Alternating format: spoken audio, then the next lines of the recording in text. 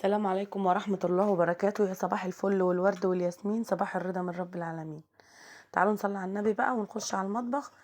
النهارده يومنا زي الفل وبادئين معاكم من الصبح بدري. بصوا بقى، انا عملت الاكلتين دول مع بعض، محدش يقول لي مش هينفعوا. لما يكون في شوربة كل حاجة بتنفع.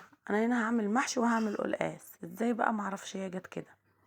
تعالوا بقى نبدأ بالمحشي عشان هو اللي يعني بيحتاج التجهيزات. هنا كانت البهارات خلصت، قلت اعمل يعني شوية.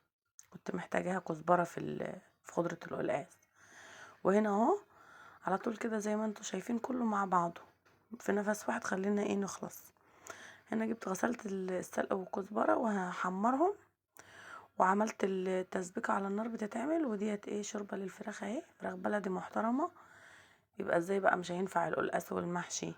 اكيد هينفع يعني. خلاص، هنا عملت اهو زي ما انتوا شايفين الفرخة، واحط لها البهارات بتاعتها واسيبها تستوي اهي. ماجي وورق لورا وشوية فلفل اسود وحبهان، طبعا بصلايه وفص ماجي. وده هنا كمان القلقاس اهو خلاص دبل. وادي الفرخة عملت شوربة عشان احط القلقاس يتعمل.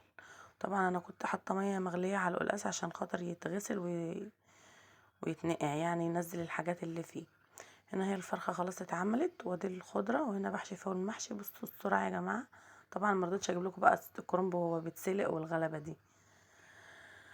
وهو حطيت المحشي كمان هسقيه من الشوربه، وبحمر الفراخ، والاكل كله استوى مع بعضه. الاكله دي تحفه على فكره، مع بعضها سخنه وشتويه.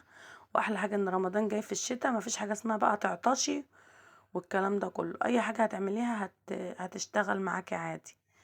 خلاص، هنا خلصت كله وحمرت الفراخ كمان الاكل ما خدش ساعه على البوتاجاز والله يا جماعه. حاجه سهله كده وسريعه. بألف هنا وشفا على قلبكم.